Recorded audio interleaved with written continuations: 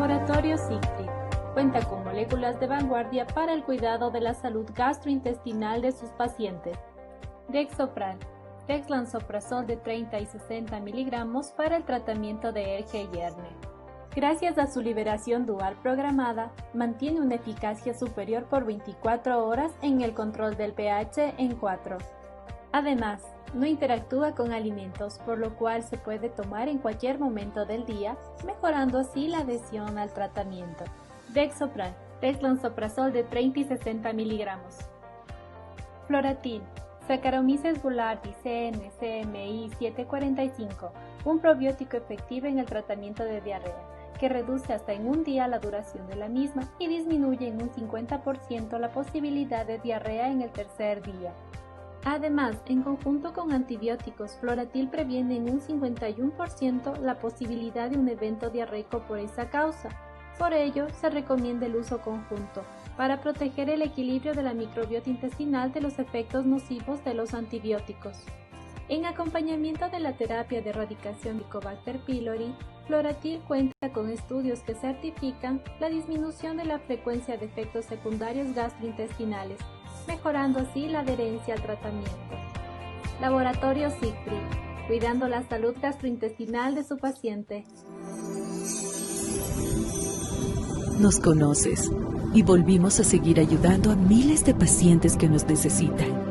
Junto a tu lado, seguiremos haciendo nuestro mayor esfuerzo para que Contumax siga siendo el aliado estratégico en el tratamiento efectivo y seguro para el estreñimiento ocasional y su sintomatología, mejorando la calidad de vida de miles de pacientes con eficacia y seguridad comprobada. Contumax, eficacia laxante y seguridad constante.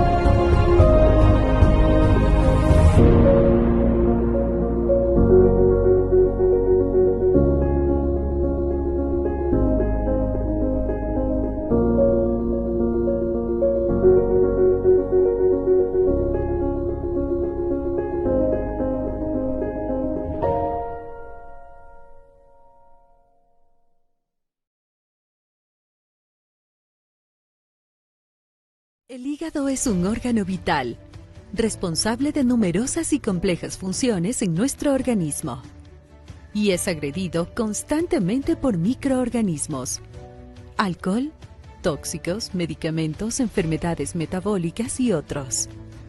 Haciendo uso de la nanotecnología fitosomal, Mega Labs presenta un producto ético e innovador, ProHepat. Silibina más fosfatildilcolina es una exclusiva formulación fitosomal, con el objetivo de incrementar la solubilidad, la absorción intestinal y la biodisponibilidad. ProHepat ofrece mayor absorción intestinal de la silibina. La biodisponibilidad plasmática de la silibina de ProHepat es 9.6 veces mayor que las silimarinas convencionales. ProHepat contiene silibina, el componente bioactivo mayoritario de la silimarina, con efectos antioxidante, antiinflamatorio y antifibrótico en el hígado. La dosis de ProHepat es de 1 a 2 cápsulas de gelatina blanda al día. Disponible en cajas con 14 y 28 cápsulas de gelatina blanda. ProHepat, una opción ética con nanotecnología fitosomal en pro de un hígado sano.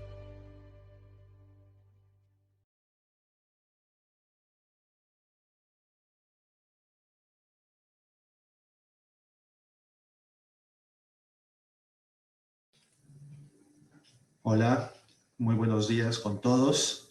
Me es un gusto poder arrancar la mañana con el módulo de enfermedad inflamatoria intestinal, un grupo heterogéneo de enfermedades intestinales en las cuales se asocia la colitis ulcerosa y la enfermedad de Crohn, que muchas veces es muy difícil de llegar al diagnóstico y el tratamiento incluso constituye un verdadero reto para el médico gastroenterólogo. Así que vamos a empezar con las charlas de ahora. Me es un verdadero gusto presentar a un buen amigo del doctor Guillermo Beitia de Venezuela. Él es presidente de la Sociedad Venezolana de Gastroenterología, coordinador nacional del Grupo Venezolano de Trabajo en Enfermedad Inflamatoria, secretario de la Organización Panamericana de Crohn y Colitis, PANCO, jefe del Servicio de Gastroenterología del Hospital Vargas de Caracas, profesor de la Cátedra de Gastroenterología de la Escuela de Medicina, doctor José María Vargas, de la Facultad de Medicina de la Universidad Central de Venezuela, y director del posgrado de Gastroenterología del Hospital Vargas de Caracas. El tema que nos va a colaborar el doctor Guillermo Beitia es el diagnóstico de la enfermedad inflamatoria intestinal. Guillermo, adelante, por favor. Buenos días. Muchísimas gracias al comité organizador de este magno evento de la gastroenterología ecuatoriana por su invitación para compartir con ustedes este interesante tema de la enfermedad inflamatoria intestinal. Un agradecimiento especial al presidente de la Sociedad Ecuatoriana de Gastroenterología, doctor Fernando Benítez, por su amable atención. Queríamos ir a Cuenca, pero lamentablemente esta pandemia que tan duro nos ha afectado no nos los permitió, pero Dios es grande y pronto pasará todo esto y volveremos a estar juntos. El diagnóstico de la enfermedad inflamatoria intestinal no siempre es fácil. La colitis ulcerosa y la enfermedad de Crohn son patologías muy complejas, muy heterogéneas, que comprometen la calidad de vida de los pacientes y que tenemos varios pilares que nos van a ayudar en ese diagnóstico.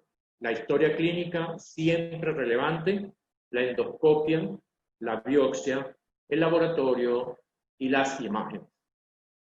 En la primera parte de las manifestaciones clínicas debemos recordar los consensos recientemente publicados y el del 2013 de la Organización Europea de Crohn y Colitis en su declaración 3A nos dice: los síntomas de colitis ulcerativa son dependientes de la extensión y severidad de la enfermedad.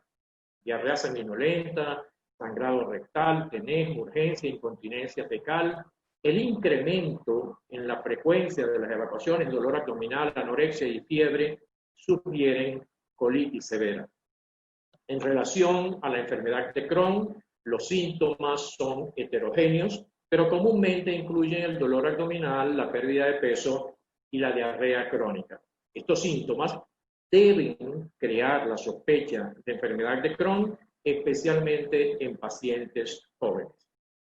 Nuestro consenso PANCO, realizado en el 2016, en su declaración 1, decimos: el diagnóstico de la enfermedad inflamatoria intestinal debe basarse en la correlación de aspectos clínicos, de laboratorio, endoscópicos, de imágenes e histológicos. Los posibles diagnósticos diferenciales deben ser descartados. Algo muy importante. Cuando estamos frente a la situación de hacer diagnóstico en enfermedad inflamatoria, se nos plantean algunas dudas que son las siguientes. Entre otras, la iridocolonoscopia, gold estándar. ¿Por qué clasificar cápsula endoscópica? ¿Cuándo? La enteroscopia, sus indicaciones. La biopsia siempre es diagnóstica. En el laboratorio, la proteína C reactiva y la calprotectina fecal, ¿cuál es su real utilidad? Enterotomografía versus enteroresonancia. Vamos a aclarar durante estos minutos estas dudas. ECO nos dice, en relación a la endoscopia y la pregunta de si es el gold estándar, lo siguiente: cuando hay sospecha de enfermedad inflamatoria intestinal, La ileocolonoscopia, no colonoscopia sola, la ileocolonoscopia con biopsia es el procedimiento de elección para establecer el diagnóstico y la extensión de la enfermedad.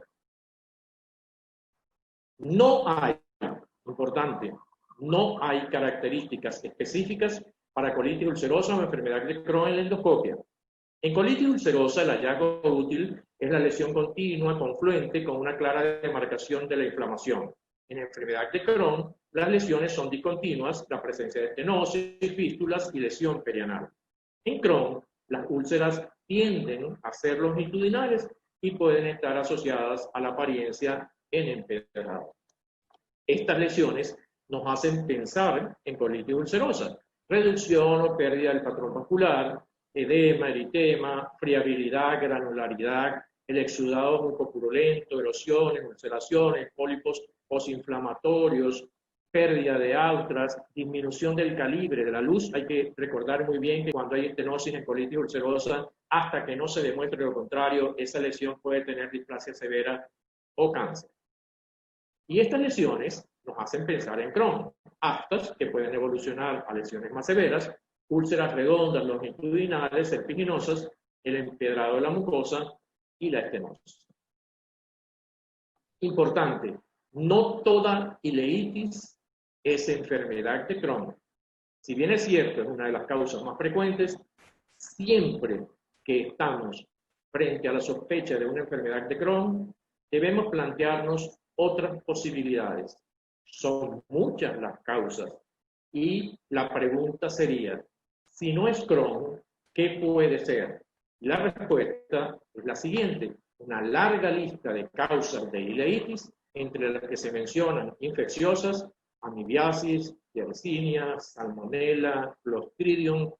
Recordemos siempre en nuestros países latinoamericanos, Mycobacterium tuberculosis, histoplasma, espondiloartropatías, vasculares, otras causas como tumorales, por medicamentos, enteropatías por AINES, no olvidarlas, y otras como ileitis por reflujo, endometriosis, enteritis actínica. Dada la importancia de hacer el diagnóstico diferencial, les recuerdo que hay parámetros que nos pueden ayudar en la diferenciación entre tuberculosis y enfermedad de Crohn. La duración de los síntomas es más corta en tuberculosis, más largo en Crohn. La citis más frecuente en tuberculosis, muy rara en enfermedad de Crohn. La fiebre más frecuente en tuberculosis, duración nocturna igual. Enfermedad perianal muy rara en tuberculosis, frecuente en enfermedad de Crohn. Y las manifestaciones extraintestinales como la tuberculosis pulmonar, que se ve en un 60% de estos pacientes, con neuropatías y deficiencias por vitamina B12, mientras que las manifestaciones extraintestinales en Crohn van a ser teodema gangrenoso, uveitis, estomatitis, artritis, entre otras. La colonoscopia en tuberculosis son datos que algunas veces nos ponen a pensar, no es que siempre van a ser así. Úlceras transversales y enroído de ratón con una válvula ileocecal patulosa permanentemente abierta, mientras que en Crohn tenemos úlceras longitudinales con mucosa en empedrado, y en una tomografía nos puede brindar la información en tuberculosis de un engrosamiento de la válvula ileocecal con engrosamiento también de la pared medial del ciego, mientras que en Crohn el engrosamiento es uniforme de esa pared con estratificación mural, signo del pene y lesiones alteradas. Una pregunta que debemos hacernos y que debemos familiarizarnos con ella. ¿Por qué clasificar? Las clasificaciones nos ayudan a tener un informe endoscópico unificado y eso es importante. Contribuyen a predecir el pronóstico y nos vamos a familiarizar con ellas, estableciendo sus fortalezas y sus debilidades y nos quedamos con la que más nos guste o con la que más nos podamos sentir confortables. Hay muchas, vamos a mencionar algunas de ellas. Montreal, en colitis ulcerosa nos dice, si tu paciente tiene una proctitis ulcerosa, clasifícalo como E1. Si tiene una colitis izquierda, clasifícalo como E2. Si tiene una pancolitis, afectación de todo el colon, clasifícalo como E3. Mayo es una clasificación muy sencilla que nos ayuda considerablemente. Mayo 0, mucosa normal. Mayo 1, enfermedad leve, eritema, patrón vascular, friabilidad leve. Mayo 2, enfermedad moderada con eritema, ausencia de vasos, friabilidad y erosiones. Y Mayo 3, todo lo anterior, más úlceras en una enfermedad severa. Llegamos a los 6, que es una complicación, interpretarla como una clasificación un tanto complicada, porque realmente no lo es. Es una clasificación también muy sencilla. Acá vemos en el patrón vascular, porque establece 3 variables: patrón vascular, sangrado, erosiones y úlceras. En el patrón vascular nos dice grado 1 cuando la alteración de ese patrón vascular es focal. Grado 2 cuando hay una ausencia total del patrón vascular. En relación al sangrado, grado 1 es el sangrado empunteado. Grado 2, el sangrado escaso. Grado 3, sangrado fácil, resumante a pesar del lavado. Y en lo que llegamos entonces a evaluar la variable de las erosiones y de las úlceras, nos encontramos con que grado 1 son erosiones menores de 5 milímetros. Grado 2, lesiones mayores de 5 milímetros. Y grado 3, úlceras profundas rodeadas de mucosa edematosa elevada. Un ejemplo, si nuestro paciente tiene una ausencia total del patrón vascular, 2 puntos, y un sangrado fácil, resumante, y una úlcera profunda, 2, 3 y 3 son 8 puntos. Vamos entonces a la clasificación, al puntaje total, y vemos que de acuerdo con Mayo, nuestro paciente tiene una enfermedad, endoscópicamente hablando, severa. Moderada, 5 o 6 puntos. Leve, 2 a 4 puntos. Montreal, en enfermedad de Crohn, nos dice, si tu paciente tiene una afectación del ilion terminal, cosa que ocurre en un 30%, clasifícalo como L1. Si la afectación es de colon, 30% también, L2. Si la afectación es ileocolónica, el mayor porcentaje, 40%, L3. Y veamos que el porcentaje de L4, que es tracto digestivo alto, es muy bajo, un 1 o 2%. Debemos agregar la B1 si es inflamatorio, B2 si es estenosante, B3 si es penetrante, y en el caso de que exista enfermedad perianal, colocar la P. Esta clasificación, el índice endoscópico simplificado para enfermedad de Crohn, tiene fama de ser complicado. Se van a dar cuenta que tampoco lo es. ¿Qué hacemos? Vamos a evaluar 4 variables en los diferentes segmentos, 5 segmentos: recto, colon izquierdo, transverso, colon derecho, ciego y el ilion. En cada uno de ellos vamos a evaluar el tamaño de las úlceras. Si la úlcera tiene 0,1 a 0,5 centímetros. Si tiene 0,5 a 2 centímetros o es de más de 2 centímetros. Vean que tienen puntajes de 1, 2 y 3, dependiendo del tamaño mayor o menor. Vamos a evaluar también en cada segmento la superficie ulcerada, menos de 10%, entre 10 y 30% y más de 30%. La superficie afectada, menos del 50%, entre 50 y 75% y más del 75%. Y vamos a evaluar también la presencia de estenosis, sean franqueables o infranqueables.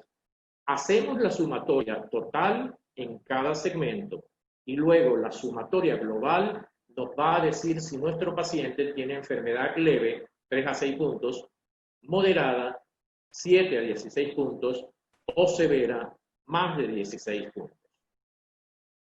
En conclusión, hasta ahora, podemos decir que la endoscopia es el estándar de oro actual para evaluar las lesiones de la mucosa y medir la eficacia terapéutica.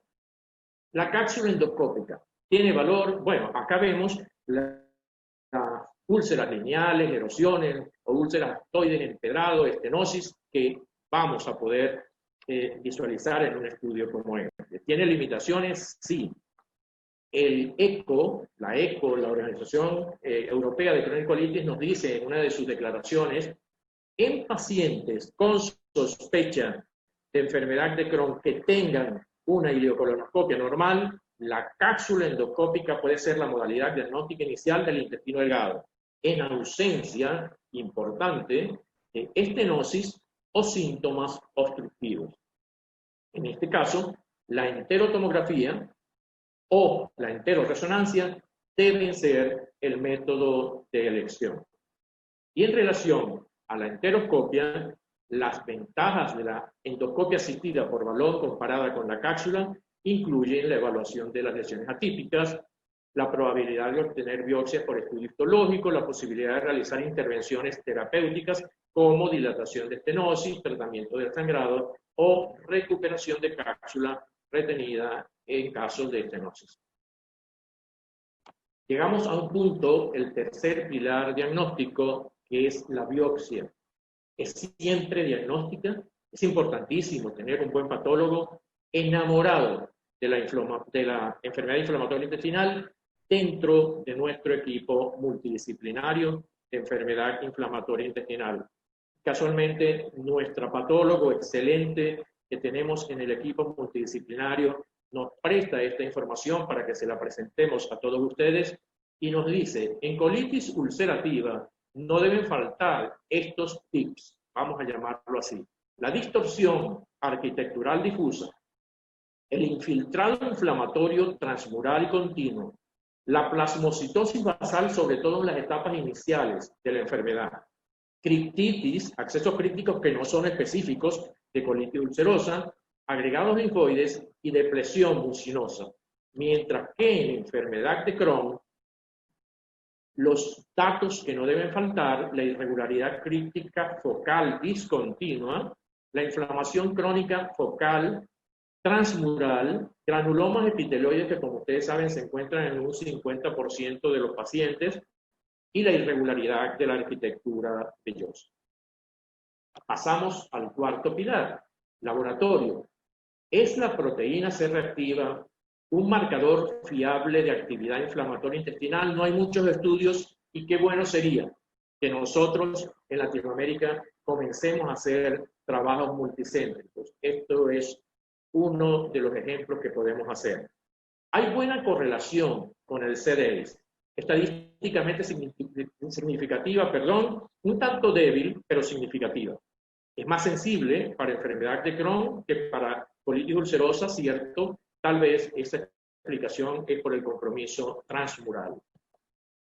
Es útil la proteína C reactiva en el monitoreo de la enfermedad de Crohn sintomática y asintomática. Puede brindar una medición objetiva de la inflamación para tomar decisiones de tratamiento, y en un programa de monitoreo recomendado para pacientes con enfermedad de Crohn la podemos hacer al inicio en todos los pacientes y en pacientes sintomáticos que reciben terapia de inducción, y en pacientes con enfermedad fisturizante puede ser cada 4 semanas.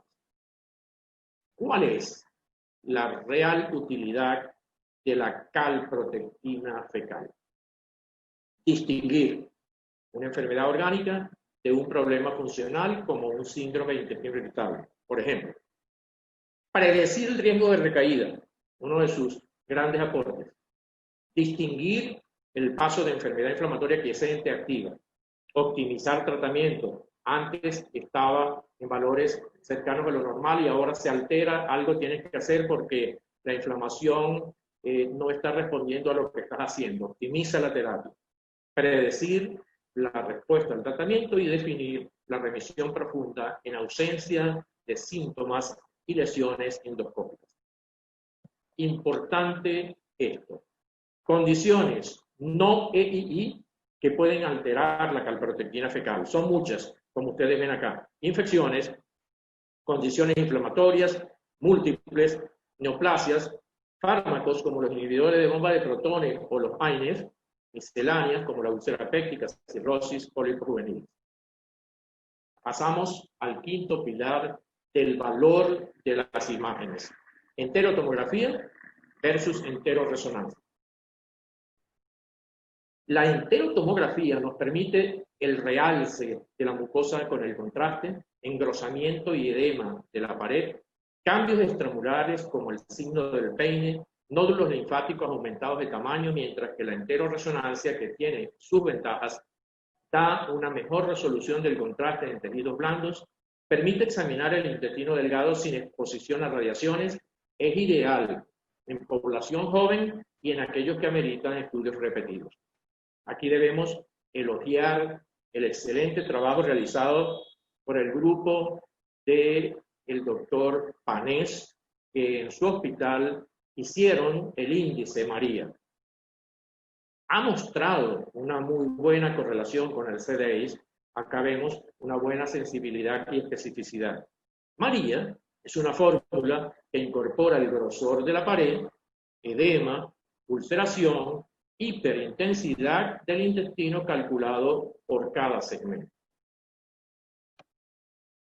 Podemos demostrar además con enterotomografía los diferentes subtipos: inflamatorio activo, edema de la mucosa, ulceración e inflamación, penetrante fistulizante, resaltando el valor de la enteroresonancia en la enfermedad fistulizante, y el patrón fibroestenótico con estenosis, fibrosis o inflamación que pueden responder a tratamiento médico. Unos casos, para terminar, que hemos realizado con el radiólogo de nuestro equipo multidisciplinario.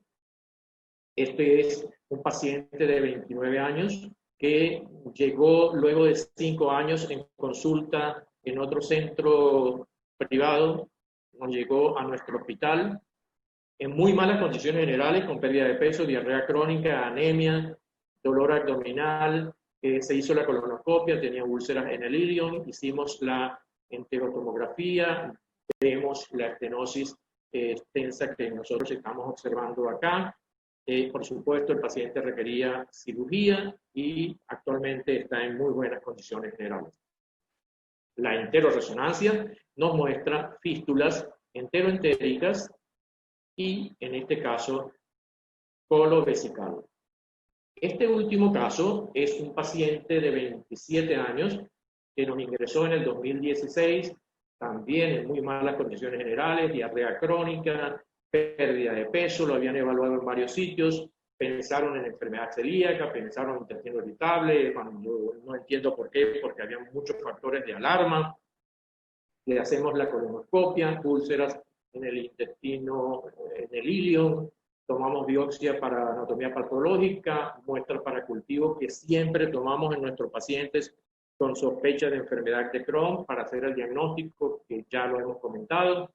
Y la enterotomografía fue informada como un engrosamiento concéntrico difuso no estenosante del ilion a predominio de su tercio distal hipercactante sin estratificación, sugestivo de ileitis inespecífica. Sin embargo, así decía el reporte, el engrosamiento concéntrico incipiente se plantea la posibilidad de enfermedad inflamatoria intestinal tipo enfermedad de Crohn. Comenzamos a tratar como enfermedad de Crohn porque habían elementos para el diagnóstico, pero tuvimos una sorpresa. El día 28 nos llegó el cultivo positivo para tuberculosis. Tenemos ahora ya las conclusiones para llevar a nuestras casas.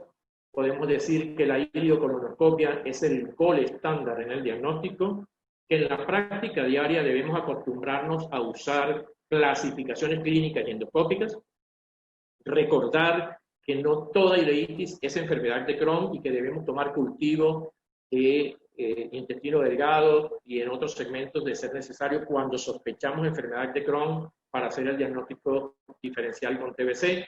La proteína C reactiva y la calprotectina son útiles en el diagnóstico y seguimiento, principalmente acá. La biopsia no siempre es diagnóstica, pero permite en la mayoría de los casos diferenciar la colitis ulcerativa y la enfermedad de Crohn, así como con otras colitis no EIT. Y la enterotomografía o enteroresonancia son de gran valor para la evaluación de la enfermedad de Crohn. Por su atención, muchísimas gracias.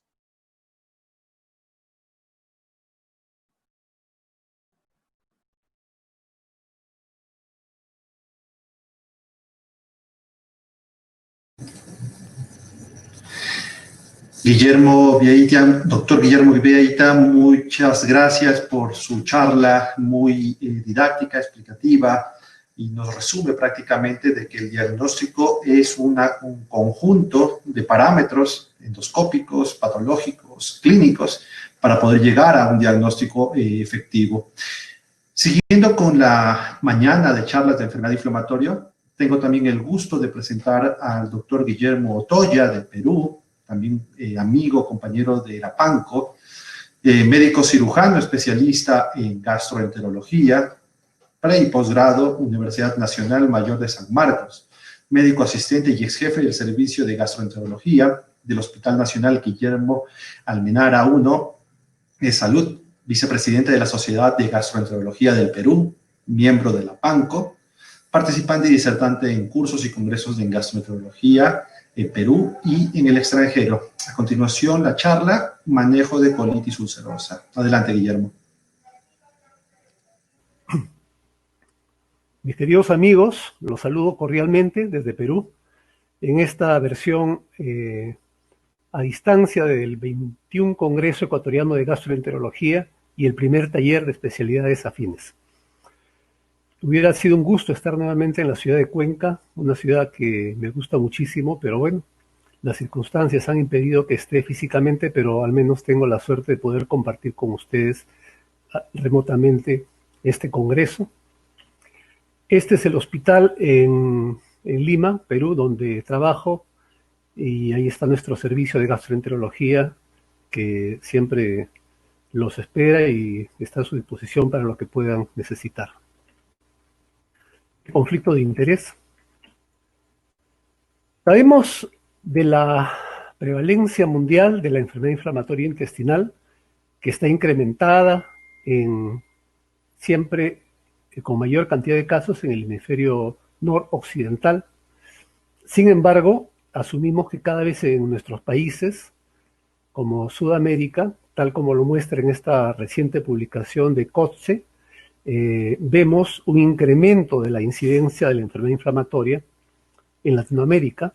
Esto es válido tanto para Crohn como para colitis ulcerativa. Los valores de prevalencia de enfermedad inflamatoria son variables en cada país. En Perú tenemos más colitis ulcerativa, sin embargo en los últimos años estamos viendo más casos recientes de enfermedad de Crohn, ¿no? Lo que es importante, ya que estamos hablando de colitis ulcerativa, que es un proceso que tiene una evolución heterogénea, siendo que prácticamente el 50% de nuestros pacientes con colitis ulcerativa o experimentan un agravamiento de la enfermedad y por lo tanto de los síntomas en el transcurso del tiempo, o estos síntomas son permanentes, o estos síntomas son crónicos y presentan continuas recidivas, ¿no? Por lo tanto, el objetivo del tratamiento estará en controlar los síntomas y, por supuesto, la enfermedad a largo plazo. Inicialmente buscamos inducir remisión.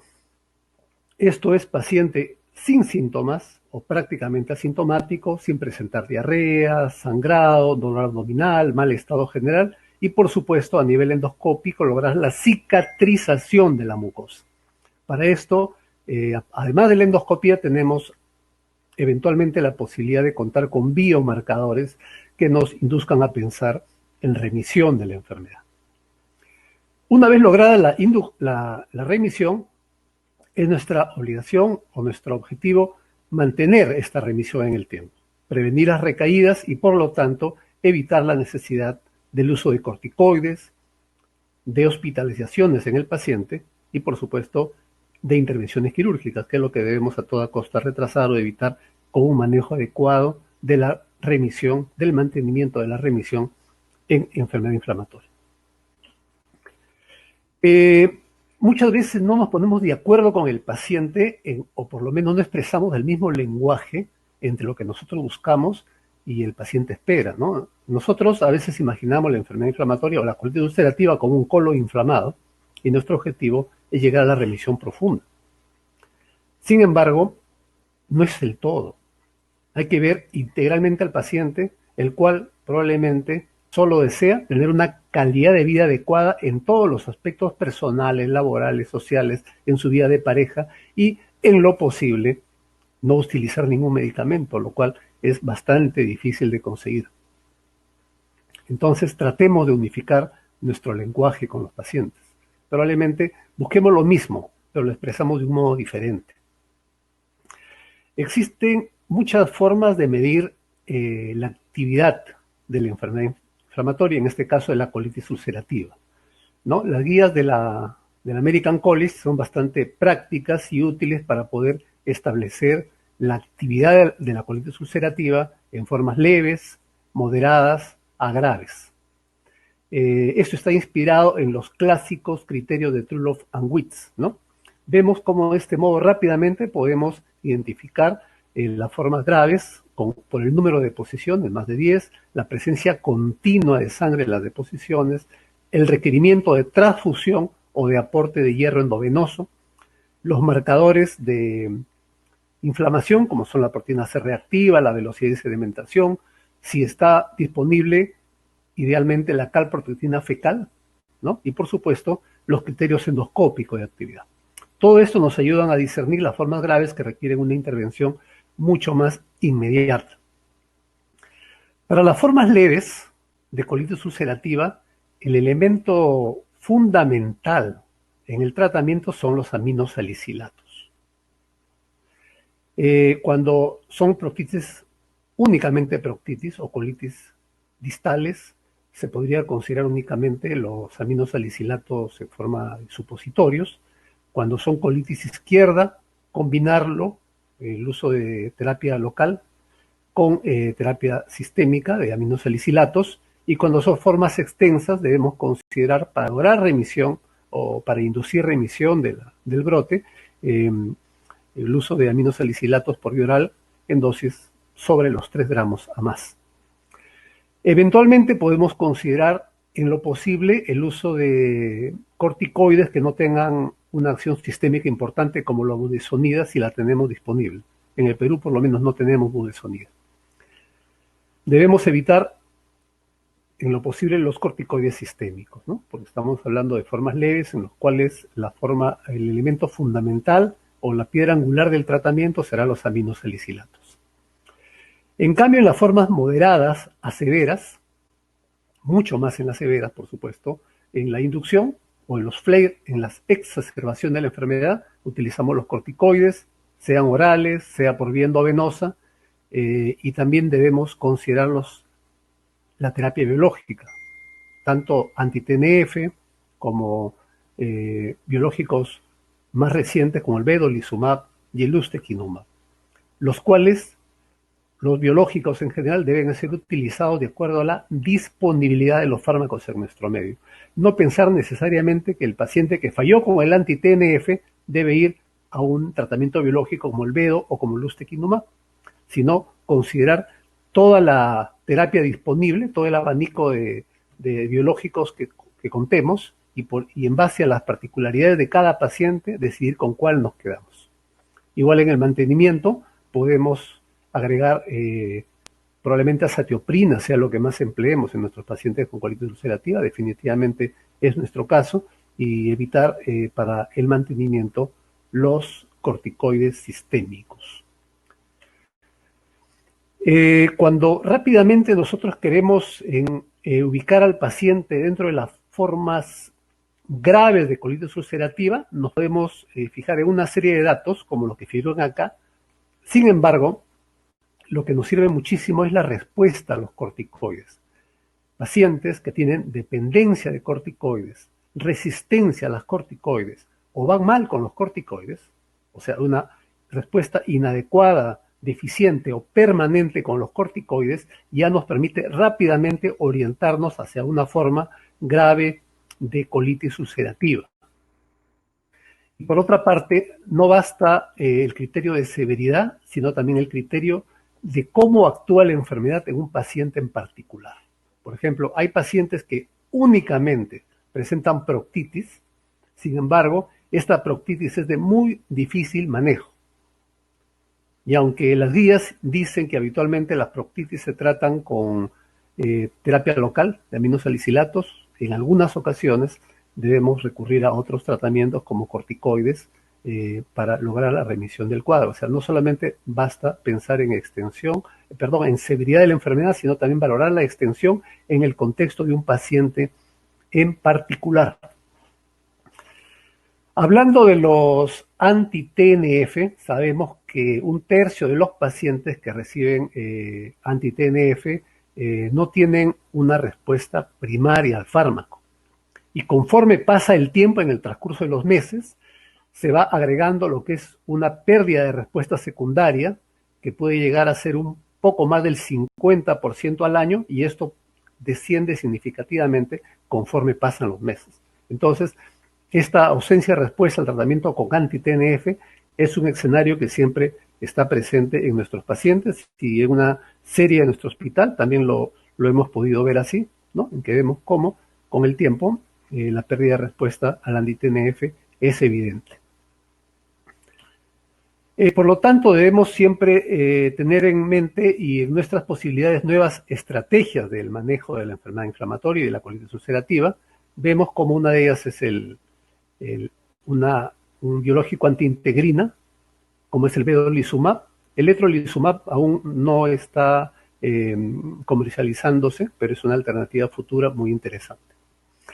Y además tenemos el uso de los fármacos que tienen acción bloqueante de las interleuquinas 12 y 23. Las interleuquinas 12 y 23 es una familia de citoquinas, es la familia de las interleuquinas 12, y el ustekinumab ejerce un efecto a ese nivel.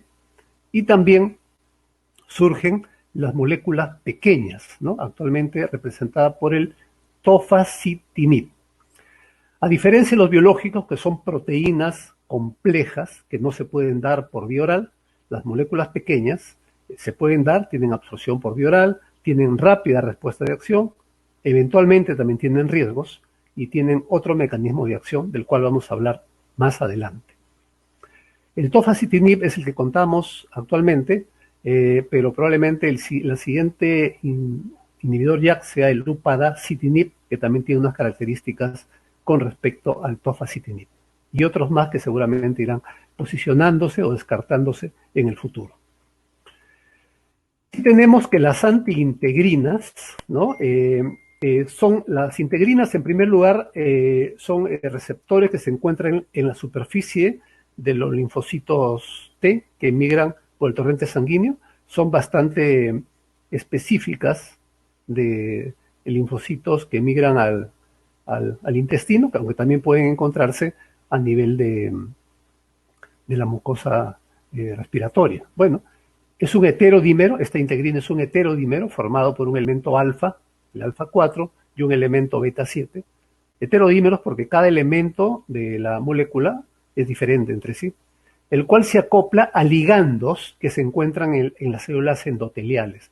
Este acoplamiento permite el ingreso de los linfocitos a la matriz extracelular, manteniendo y perpetuando la respuesta inflamatoria. Entonces, lo que hace el vedolizumab justamente es bloquear, ¿no? Acoplarse a esta integrina y de este modo evitar su acoplamiento a su ligando, que es el MATCAM1, impidiendo el ingreso de estos leucocitos a la matriz extracelular del intestino.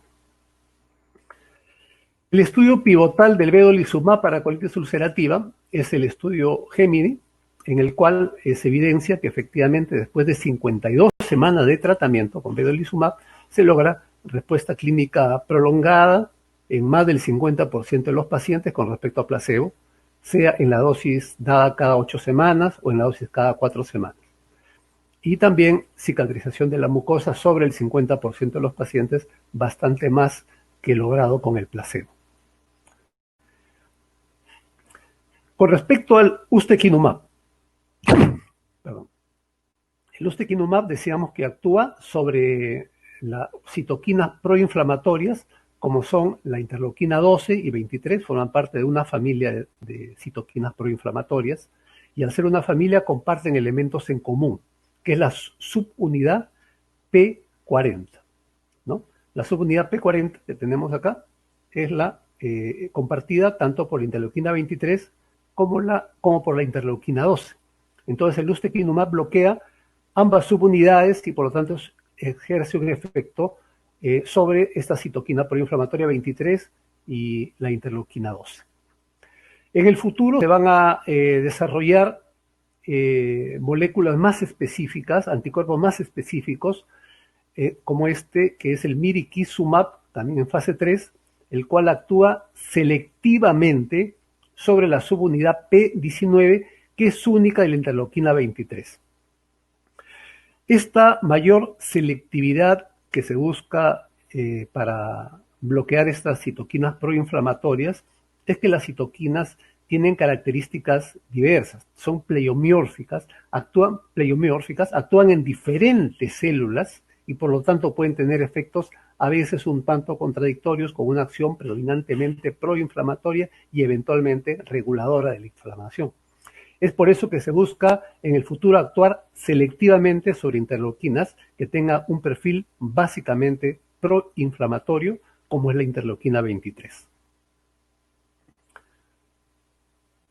Bueno, y estamos hablando de esta situación que representa las citoquinas proinflamatorias y tenemos que referirnos a la vía de señalización JAK-STAT, en el cual tenemos que esta citoquina, puede ser la interleuquina 12 o 23, cualquier citoquina proinflamatoria, al acoplarse a receptores de membrana de los linfocitos, causan una dimerización del receptor, causan la fosforilación y acoplamiento de las enzimas que están en el compartimento intracelular, que son las proteínas JAK, las cuales se acoplan, se fosforilan y a su vez reclutan proteínas de transcripción, que son las proteínas STAT, las cuales se fosforilan, ingresan al núcleo y desarrollan la transcripción de nuevas citoquinas proinflamatorias.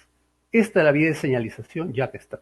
A este nivel del receptor de citoquina se actúa con las inhibidores de interleuquinas 12 y 23. Y vamos a ver, además, que, ¿qué pasó acá? Anterior. Bueno, que el tratamiento pivotal con el ustekinumab, que es el estudio UNIFI, evalúa la posibilidad de dar inicialmente el ustekinumab en forma endovenosa y luego en el mantenimiento el ustekinumab por vía subcutánea, ¿no? La tendencia actual en los medios biológicos es a utilizar la vía subcutánea. En todo caso, inicialmente la primera aplicación es por vía endovenosa. Y después de la evaluación, a las 8 semanas se ve cómo los pacientes van mejor con respecto al uso de fármacos versus el placebo, ¿no? Sobre 15% versus después de 8 semanas una inducción de respuesta de la tercera parte con respecto al placebo. Y por supuesto, como es una constante en todos los tratamientos biológicos, los pacientes que no recibieron un tratamiento previo y que no fracasaron a él van siempre mejor que los pacientes que recibieron previamente un primer esquema de terapia biológica. Y a la semana 44 vemos cómo la remisión clínica se mantiene en pacientes, ya sea con la dosis de ustekinumab cada 12 semanas o cada 8 semanas, y también la remisión sin corticoides en un porcentaje entre el 37.8 a 42% de los pacientes, tanto en la dosis utilizada cada 8 semanas o cada 12 semanas. Bueno, también decíamos que dentro de este sistema de señalización JAK-STAT existe las moléculas pequeñas que actúan fundamentalmente inhibiendo a estas proteínas, a estas enzimas, que son las JAK, ¿no? Las cuales también son denominadas las janusquinasas, son eventos enzimáticos que tienen diversos integrantes del JAK1, JAK2, JAK3 y el tirosinquinasa 2. Entonces, el tofacitinib inhibe a estas JAK, a todas ellas, pero tiene una acción mucho mayor en la JAK1 y JAK3. Decíamos que en el futuro van a aparecer nuevos inhibidores JAK, como el upadacitinib, que tiene una acción selectiva en la JAK1, ¿no? Y otros más que también irán presentándose. Y bueno, con respecto al en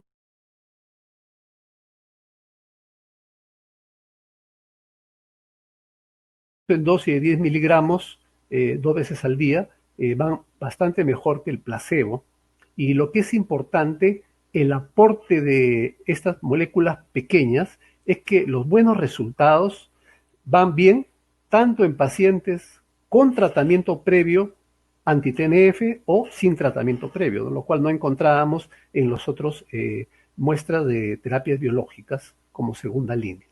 Entonces, y también esto apreciamos en la cicatrización de la mucosa en los dos OPTAP o los estudios pivotales para colitis ulcerativa, tanto en pacientes con o sin tratamiento previo con anti-TNF. Y con una respuesta sostenida a la semana 52, tanto en dosis de 5 miligramos 2 veces al día, como 10 miligramos 2 veces al día. Los de 10 miligramos fueron un poco mejor, pero sin diferencia significativa. Pero en todo caso estuvieron bastante por encima del placebo, tanto en remisión como en cicatrización de la mucosa. Bueno, sabemos también que el tofacitinib tiene un perfil de seguridad un poco difícil en lo que es la brecha en cuanto a infecciones víricas relacionadas con el uso de este fármaco. Y el herpes zóster, bueno, sí es un problema, pero actualmente que estamos en una pandemia como es la infección por la COVID-19, seríamos mucho más cautos en iniciar tratamiento con esta molécula porque aumentaría la brecha inmune para enfermedades virales como la que estamos padeciendo actualmente, y en todo caso a los pacientes que eventualmente son continuadores del uso de tofacitinib, tal vez sería conveniente la cautela de utilizar dosis menores, ¿no? Tal vez una dosis de 5 miligramos 2 veces al día podría ser una alternativa. El futuro, o uno de los rostros que nos va a permitir tener uno de los elementos adicionales que nos va a permitir considerar para el manejo de colitis ulcerativa y en general de enfermedad inflamatoria, son los estudios head-to-head, ¿no? Ya están apareciendo algunos, vienen más estudios en el futuro, pero actualmente tenemos 2 head-to-head conocidos, ¿no? El primero es un estudio de no inferioridad que compara el infliximab biosimilar versus el infliximab original. Este estudio fue hecho en una serie de enfermedades inmunomediadas, psoriasis, artritis reumatoidea y por supuesto enfermedad inflamatoria intestinal. Es un estudio que ha tenido muchas críticas porque mete en un fondo de saco una serie de procesos que tienen desenlaces diferentes, ¿no? Y no necesariamente comparables. Sin embargo, actualmente ya existe sólida evidencia que va más allá de este trabajo, que nos dice que efectivamente el biosimilar probablemente tenga los mismos resultados cuando utilizamos estos, comparándolo con la molécula original de infliximab. Y el otro randomizado, que sí es de superioridad, es el estudio VARSITY, que evalúa el vedolizumab versus el adalimumab, los dos son biológicos, y en colitis ulcerativa, ¿no? Sin embargo, los estudios head-to-head son elementos adicionales para las consideraciones y definiciones terapéuticas para nuestros pacientes. No representan en el absoluto, existen más trabajos futuros que nos darán información complementaria, pero no representan el real world, no representan el mundo real, son simplemente estudios randomizados que deben ser tomados en cuenta como un elemento más para la toma de decisiones. Y los nuevos fármacos que irán apareciendo para el tratamiento de la enfermedad inflamatoria intestinal como que la tienen un poco cuesta arriba, ¿no? Porque ya estamos hablando en colitis ulcerativa de remisión histológica. Más que remisión histológica, diríamos de remisión de actividad histológica. En la práctica, esta remisión de actividad histológica, que todavía tiene muchos factores que ver con, por ejemplo, el lugar donde uno tomó la biopsia, debe verse un contexto referencial. Y nosotros, si hacemos una endoscopía y tenemos un score de Mayo 0, probablemente tengamos una bastante cercanía en lo que es una remisión histológica, aunque no siempre es así, ¿no? Pero en la práctica, el concepto de actividad histológica está vinculado a un cambio de tratamiento. Y si tenemos nosotros un score de Mayo 0 o eventualmente 1 en algunos casos, probablemente nos sintamos tranquilos y no estemos planteando en este escenario un cambio de fármaco, ¿no? Por más que podamos tener aún con score de Mayo 0 endoscópico cierta actividad histológica. Este es un estudio al respecto de nuestro hospital en que vimos algunos pacientes con remisión clínica y efectivamente los pacientes con remisión histológica se mantenían en remisión clínica, eran muy pocos los que hacían recaída, ¿no? En cambio, los pacientes en remisión histológica, un porcentaje mayor de pacientes presentaban recaída y, por supuesto, pacientes que no tenían esta remisión siempre constituían un problema, ¿no? Con el seguimiento. Bueno, conclusiones en lo que respecta al manejo de la colitis ulcerativa. Tenemos cada vez mayor incidencia y prevalencia de colitis ulcerativa y podríamos agregar también de enfermedad de Crohn en Latinoamérica y también en el mundo. Esto constituye una carga de mortalidad en nuestros pacientes con colitis ulcerativa y al ser una enfermedad grave o eventualmente grave, requiere un tratamiento adecuado y oportuno para disminuir las repercusiones en la calidad de vida y, por supuesto, en la vida de nuestros pacientes. Nuevos fármacos, que ya contamos con ellos, constituyen nuevas estrategias terapéuticas para el tratamiento de esta enfermedad. Esta es una diapositiva un poco nostálgica, ¿no? Porque se las pensaba presentar en marzo, en el cual mencionaba a nuestro congreso que se iba a llevar a cabo del 15 al 18 de julio. Eventualmente, ya saben ustedes los resultados, que simplemente no hubo la oportunidad de realizar el congreso, pero tenemos siempre en la página web de la Sociedad de Gastroenterología del Perú actividades online, webinars, que siempre están a su disposición para que puedan participar. Y este es un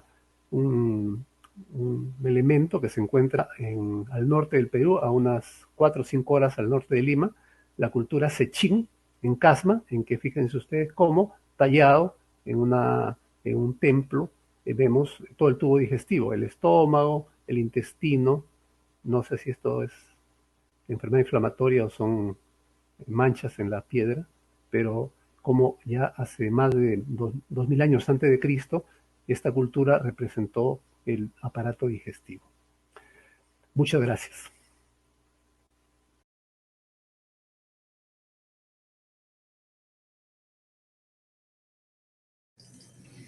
Agradecemos igualmente al doctor Guillermo Toya por la charla. Estuvo muy didáctica, igualmente muy explícita.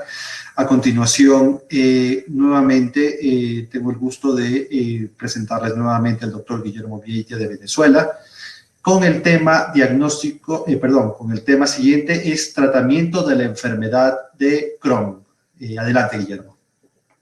Hablemos ahora del manejo de la enfermedad de Crohn. En la anterior conferencia del diagnóstico les decía que el diagnóstico no era fácil. Bueno, el manejo de la enfermedad de Crohn algunas veces es un tanto complicado, pero haciendo equipo con todos esos especialistas que nos acompañan dentro de ese equipo multidisciplinario, logramos la meta de concluir si realmente estamos frente a un paciente con enfermedad de Crohn. La meta del tratamiento es la remisión profunda, como ustedes saben, y la remisión profunda incluye la combinación de la mejoría de los síntomas, la remisión clínica, la remisión libre de esteroides, la curación mucosa e incluso se está mencionando una curación histológica. La estrategia de tratamiento tiene que cambiar con la evolución de las metas. La pregunta que surge en muchas oportunidades es, ¿se puede lograr la remisión profunda? La respuesta es sí. Definitivamente no es fácil, pero hay elementos para una estrategia óptima y debemos caracterizar a nuestros pacientes, precisar cuáles son sus factores pronósticos, las metas del tratamiento cuantificables, establecer riesgo-beneficio y algo importante, tratar precozmente la enfermedad. Esto es importante que aprovechemos esta ventana de oportunidad. Realmente, cuando tratamos a nuestro paciente en esta fase de inflamación, sin haber evolucionado hacia un daño y hacia una enfermedad estenosante o penetrante, podemos cambiar el curso de la enfermedad de Crohn y brindarle a nuestro paciente esa mejor calidad de vida que todos buscamos para él. Esta lámina me la prestó nuestro amigo, el doctor Fernando Gomollón. Para siempre que doy estas conferencias, la coloco porque nos da la lección que tratar el daño tempranamente va a evitar la evolución a un daño tisular progresivo y acumulativo. Este paciente, como ustedes ven acá, en sigmoides, es la colonoscopia el mismo día, el mismo paciente, a la misma hora. Vemos un afta que pudiera evolucionar a lesiones más severas en sigmoides y acá vemos un empedrado en transverso. Tratemos entonces precozmente, y aquí tenemos que hacer un tremendo trabajo educativo para que nuestros médicos generales, médicos de familia, médicos internistas incluso, nos refieran tempranamente a nuestros pacientes en esa fase de inflamación donde nosotros podemos ofrecerles muchas ventajas y que ese tratamiento que vamos a indicar dé los resultados que todos queremos. Siempre que estamos frente a un paciente que tiene enfermedad de Crohn, debemos estratificar el riesgo. Si nuestro paciente tiene más de 30 años, compromiso anatómico limitado, no hay enfermedad perianal, no hay enfermedad rectal severa, úlceras superficiales, no hay cirugía previa, no tiene enfermedad penetrante o estenosante, nuestro paciente tiene bajo riesgo. El camino o la vía terapéutica va a ser diferente a este paciente que tiene menos de 30 años, que tiene un extenso compromiso anatómico, que tiene enfermedad perianal y rectal severa, úlceras profundas, cirugías previas, enfermedad penetrante y o estenosante. Este paciente es de alto riesgo y la conducta terapéutica va a ser totalmente diferente para que podamos alcanzar esa meta de la remisión profunda. Tenemos, como ustedes ven acá, múltiples alternativas terapéuticas. Probablemente no tengamos la ideal, pero se está trabajando en ello y tal vez pronto existan más medicamentos con mucho más eficacia y seguridad para nuestros pacientes. Pero hay aminosalicilatos, esteroides, tiopurinas, metotrexate, anti-TNF, llámese original o biosimilar, vedolizumab, ustekinumab, terapias combinadas, monoterapia. Podemos ayudar a nuestros pacientes a alcanzar esa mejoría y esa calidad de vida. Importante grabar este punto. Hay que evitar errores cardinales que se cometen en todo el mundo en enfermedad inflamatoria intestinal. 2 errores. Subtratar, que no es otra cosa que tratar con dosis más bajas de las que están indicadas. El subtratar a un paciente va a desarrollar a una enfermedad, va a llevar a una enfermedad complicada, severa o discapacitante. Debemos usar las dosis correctas, tanto de aminosalicilatos como de esteroides, como de inmunomoduladores, y no cometer este error. Sobretratar también ocurre. Un paciente que tiene un curso benigno no requiere terapia biológica. No toda la enfermedad inflamatoria intestinal requiere terapia biológica y algunas veces se incurre en ese tipo de error. Debemos recordar que la severidad de la enfermedad inflamatoria intestinal está determinada por el curso general de la enfermedad más que por la severidad de los brotes de actividad. Importante, antes de pasar al manejo práctico del paciente con enfermedad de Crohn, vamos a recordar los efectos colaterales, y acá vemos este trabajo que compara budesonida con prednisolona. Fíjense que los efectos adversos con budesonida son significativamente menores que con la prednisolona. Debemos usar el esteroide el menor tiempo posible para evitar sus efectos colaterales. Y al tener budesonida, esa es una ventaja que va a disminuir significativamente la posibilidad de efectos adversos. En relación a los inmunomoduladores, sabemos que la azathioprina tarda un tiempo en iniciar su mecanismo de acción. Hay una demora que acá vemos que puede estar entre los 3 y los 4 meses, por lo que no es aplicable en enfermedad severa y en estos casos vamos a requerir una terapia puente que puede ser los esteroides, por ejemplo. Con inmunomoduladores, ¿qué parámetros de laboratorio controlar? Por favor, no hagamos esto. Debemos hacer hemograma, enzimas hepáticas, amilasas en casos de sospechas de pancreatitis como complicación. ¿Cuándo hacemos estos controles? Al diagnóstico, semanalmente hasta la 6ª semana, luego a los 15 días, luego mensual por 6 meses y posteriormente de forma trimestral. ¿Cuándo suspender los inmunomoduladores o reducir la dosis? Si los leucocitos están menos de 3.500, si las plaquetas menos de 120.000, las enzimas hepáticas se alteran 2.5 veces lo normal.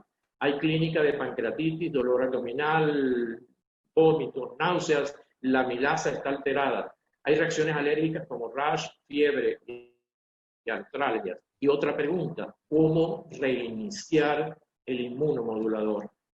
La respuesta, cuando lo suspendimos por hallazgos de laboratorio, vamos a indicar ahora el 50% de la dosis previa diaria. Pero en casos de alergia y de pancreatitis es preferible cambiar por otro inmunomodulador para evitar la posibilidad de desencadenar un nuevo cuadro de pancreatitis.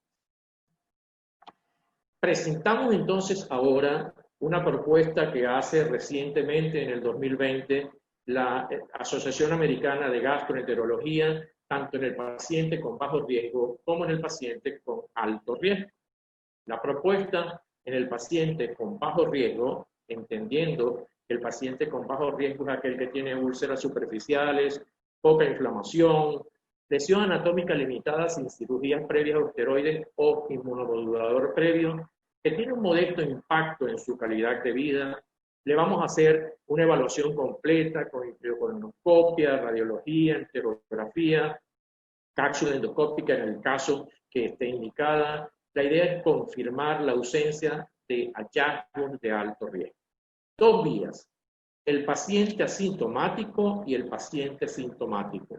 El paciente asintomático fue una detección incidental. Realmente esto es un escenario muy poco frecuente. Vamos a tratar a nuestro paciente con enfermedad de Crohn, enfermedad leve o moderada, sintomática. Hacemos una terapia de inducción y podemos usar en enfermedad de Crohn de ilion, budesonida, 9 miligramos día. Y en enfermedad de Crohn colónica podemos usar prednisona o sulfasalacina 3 a 6 gramos al día. Nosotros preferimos los aminosalicilatos como la mesalacina, que tiene menos efectos colaterales que la sulfasalacina. La pregunta, ¿hay remisión? Qué bueno. ¿Qué hacemos ahora?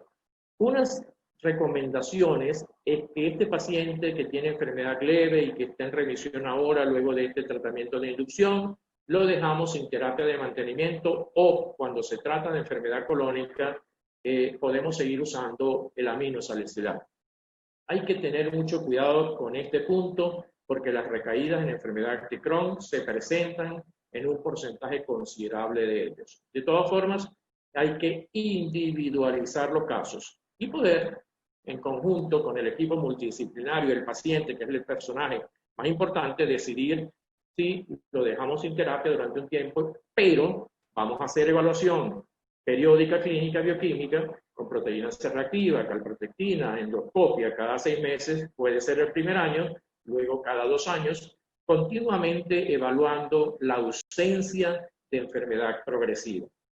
Datos de enfermedad de alto riesgo, como por ejemplo recaídas frecuentes, más de un tratamiento con budesonida en el lapso de 2 años, esto lo convierten en un paciente de alto riesgo y hay que tratarlo entonces como tal. El otro punto del algoritmo es no hubo remisión después de esa inducción con budesonide o con aminosalicilatos, si fue enfermedad colónica, el paciente no tuvo remisión. ¿qué hacemos? Debemos reevaluar los síntomas. Si se trata realmente de bajo riesgo, tal vez mejoró la endoscopia, pero continúa con los síntomas. No olvidemos la sobreposición de algunas patologías. Y en este caso es importante recordar que puede haber sobreposición de intestino irritable en pacientes que tienen remisión endoscópica, pero continúan presentando síntomas que reúnen los criterios de Roma para el intestino irritable. Hay un 30-40% de pacientes que pudieran tener esta sobreposición. No olvidemos esto. Si por el contrario no hay bajo riesgo y el paciente tiene ya el comportamiento de alto riesgo, pasamos entonces a tratarlo con el siguiente algoritmo de el paciente con alto riesgo, que lo vamos a dividir en dos grupos. Riesgo de complicaciones relacionadas con la enfermedad, con la severidad de la enfermedad, y el riesgo de complicaciones relacionadas con el tratamiento, las comorbilidades que ese paciente pueda tener. En el primer grupo, riesgo de complicaciones relacionadas con la severidad de la enfermedad, entiéndase severidad, el gran daño estructural, la alta carga inflamatoria, el alto impacto en esa calidad de vida. Podemos utilizar una terapia de primera línea como infliximab o adalimumab en combinación con teopurinas o metotrexato.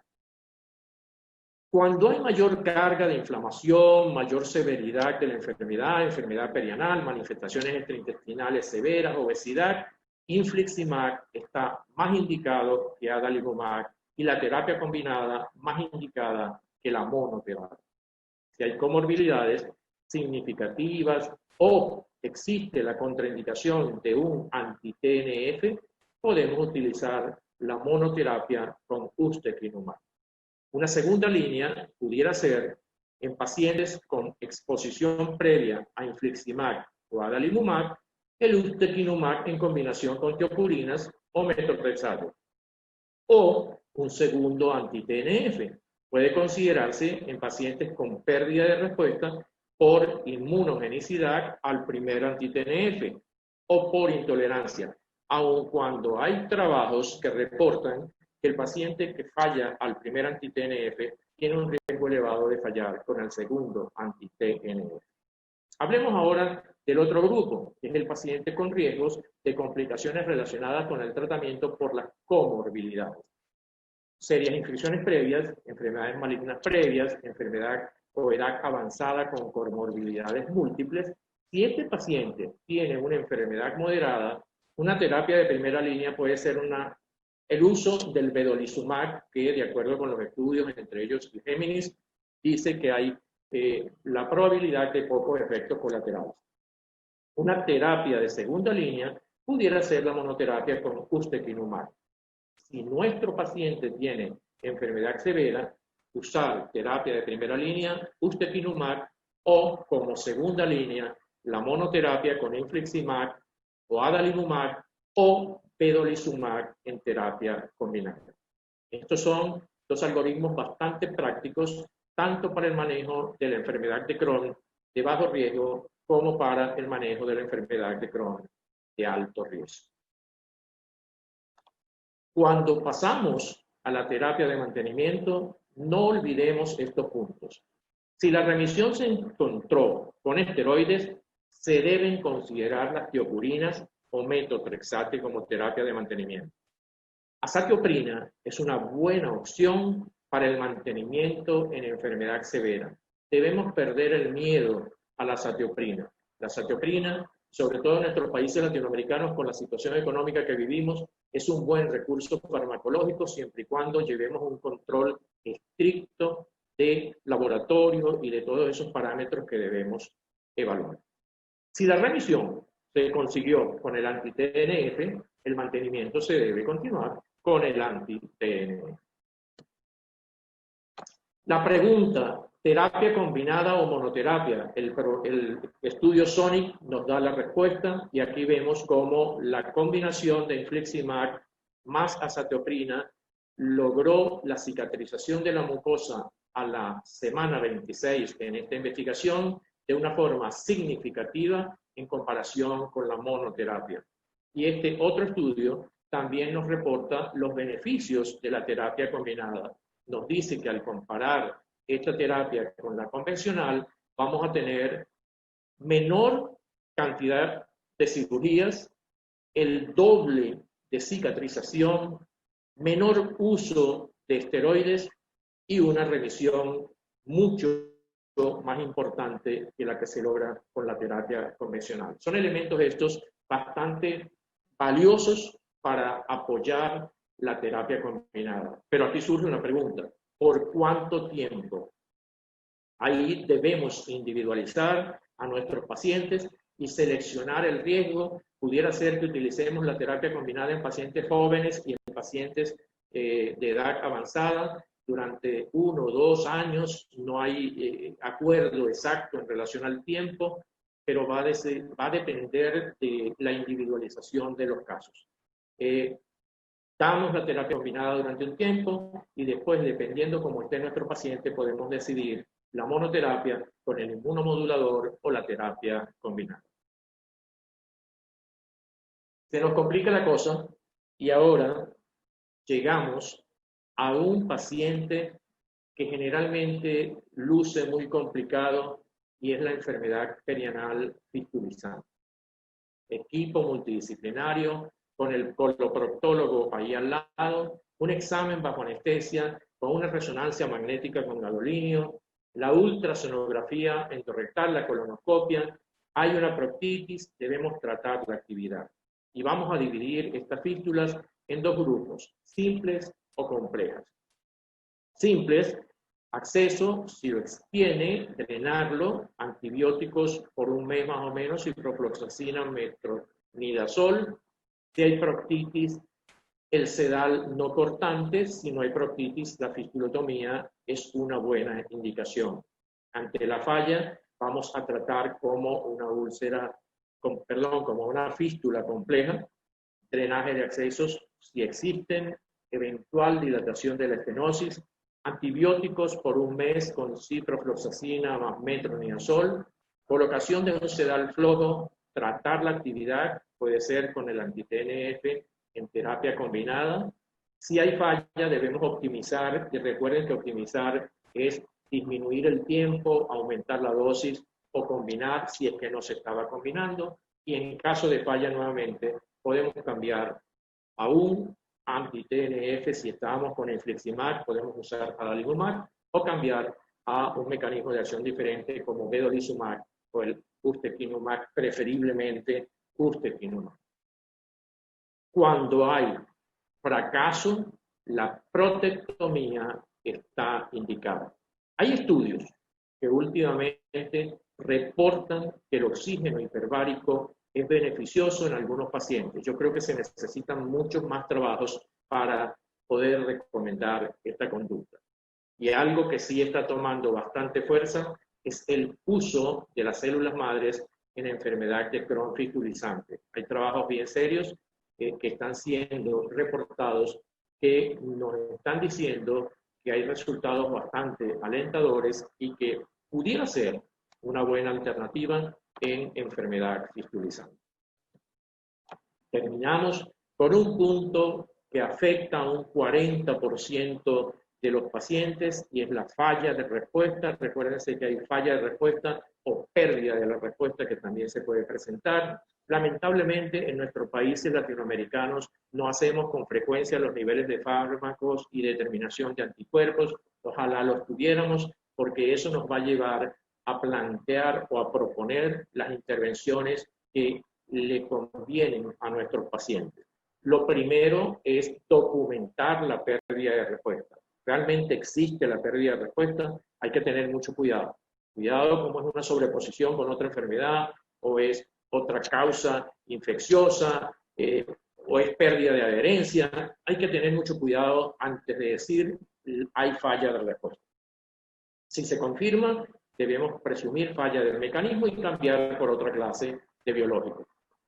Luego, también se plantea la intensificación del tratamiento, ya que algunos pacientes requieren altas concentraciones.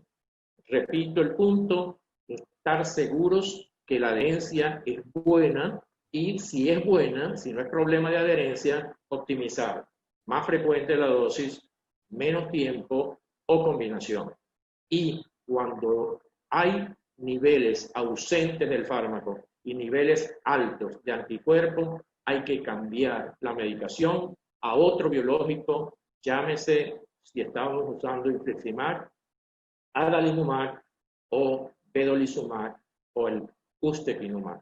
Vamos entonces ahora a las conclusiones y decimos que tratar los síntomas deja a los pacientes en riesgo de desarrollar una enfermedad progresiva y por lo tanto debemos monitorizarlos de manera estrecha. Endoscopia, enterotomografía, enteroresonancia, calprotectina, proteína C reactiva, para detectar y tratar la inflamación y así alcanzar esa remisión profunda que tanto necesitamos para nuestros pacientes. La estrategia de identificar pacientes de alto riesgo precozmente para el tratamiento con biológicos les ofrece la oportunidad de mejorar los resultados clínicos a largo plazo. Debemos considerar una terapia combinada precoz para los pacientes de alto riesgo. Los estudios a largo plazo han demostrado que la intensificación de la terapia lleva a buenos resultados como curación mucosa, menos complicaciones, menos hospitalizaciones y una mejor calidad de vida. Y una última conclusión, debemos crear en todos nuestros países latinoamericanos equipos multidisciplinarios EIT. Por su atención, muchísimas gracias.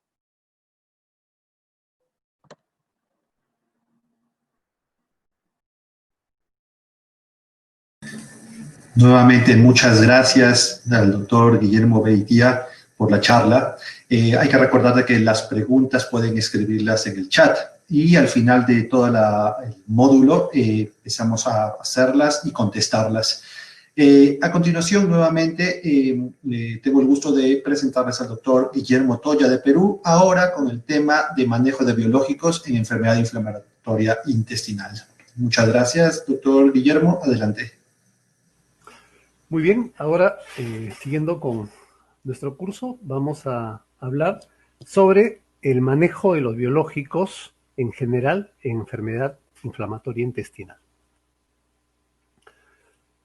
Muy bien, dentro de la compleja etiopatogenia de la enfermedad inflamatoria intervienen factores genéticos, factores ambientales, factores vinculados a la microbiota y, por supuesto, el sistema inmune. El sistema inmune, para que desencadene una respuesta inmunomediada y sea representante de una enfermedad inmunomediada, tiene que obviamente tener la base genética y esto despertar en base a factores ambientales y de la microbiota. Es por ello que no es de extrañar que prácticamente el 90% o la mayor parte de las posibilidades terapéuticas para enfermedad inflamatoria están relacionadas a regular este sistema inmune. Ya les comentaba que en esta publicación del doctor Kotze y otros distinguidos investigadores se ve cómo en nuestros países se ha incrementado la incidencia de enfermedad inflamatoria, ¿no? Tanto para Crohn como para colitis ulcerativa. Sin embargo, apreciamos que desde que se empezaron a utilizar los biológicos en enfermedad de Crohn, se declinó el requerimiento quirúrgico. Esto no ha sucedido en colitis ulcerativa. Una de las razones es que en colitis ulcerativa se utilizan menos los biológicos. Relacionado con esto, tenemos este estudio en el cual muestra cómo en nuestros países los pacientes con enfermedad de Crohn, los porcentajes de uso de biológicos están sobre el 15%, ¿no? Aquí está reflejado en nuestro país, ¿no? La tercera parte de los pacientes utilizan biológicos en enfermedad de Crohn. Sin embargo, en colitis ulcerativa, los valores de uso de biológicos están por debajo del 15%, ¿no?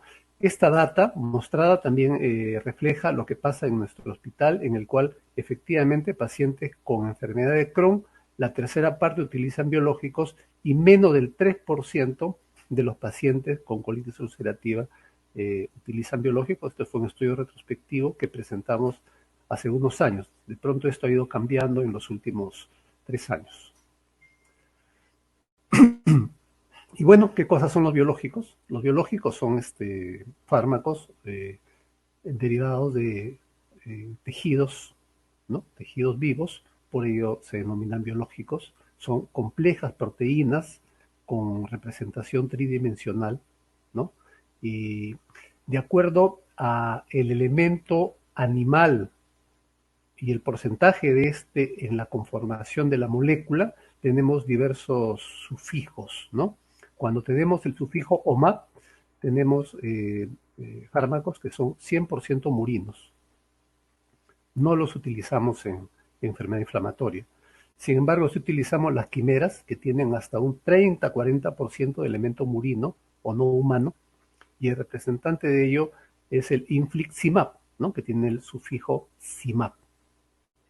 En cambio, moléculas más nuevas, que son prácticamente humanas o humanizadas porque tienen menos del 10%, incluso menos del 5%, como el vedolizumab de elemento murino, y los que tienen el sufijo umab, como el adalimumab o se me fue el nombre en este momento, el Stelara, que utilizan el ustekinumab, que tienen también un 100% de elemento humano, que tienen el sufijo umab. Bueno, entonces, de este modo, a pesar de ello, tenemos que los porcentajes de respuesta de estos fármacos a la enfermedad inflamatoria no llegan al 100%, están más o menos un 30-40%, ¿no? Por la compleja etiopatogenia de la enfermedad inflamatoria.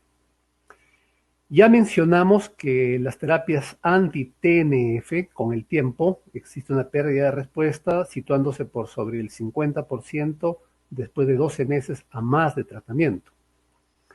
En parte, cuando utilizamos infliximab, lo entendemos por la inmunogenicidad de una quimera, como es el infliximab, ¿no? Esto es menos evidente en otras moléculas que son totalmente humanas, como el adalimumab, ¿no? Y no es tanto el componente inmunológico relacionado con la pérdida de respuesta, pero sí hay una pérdida de respuesta con el tiempo. Por ello, con el infliximab nos sentimos mucho más presionados a utilizar adicionalmente un inmunomodulador para disminuir la inmunogenicidad. Bueno, tenemos así los agentes más nuevos, más recientes para el manejo de la enfermedad inflamatoria dentro de lo que es la terapia biológica, como son el ustekinumab, bloqueador de las interleuquinas o citoquinas proinflamatorias 12 y 23, y el vedolizumab, agente que bloquea la integrina alfa 4 beta 7. Esta es una publicación que hicimos con nuestro grupo de Pan American Crohn y presentado como trabajo en la versión de este año de la Semana Digestiva Americana, en el cual vemos que prácticamente el 20% de los pacientes con enfermedad inflamatoria de nuestros pacientes utilizan terapia biológica. Por lo tanto, debemos conceptualizar un uso racional de los biológicos, ¿no? Recordar que los corticoides son válidos, pero como terapia de inducción o terapia de rescate ante la reactivación de la enfermedad inflamatoria, pero debe evitarse el uso continuo a largo plazo cuando sea posible. Además, la terapia inmunosupresora puede ser usada para mantener remisión, pero se asocia a eventos adversos, ¿no? Los inmunosupresores como la satioprina tienen un mal perfil de seguridad a largo plazo.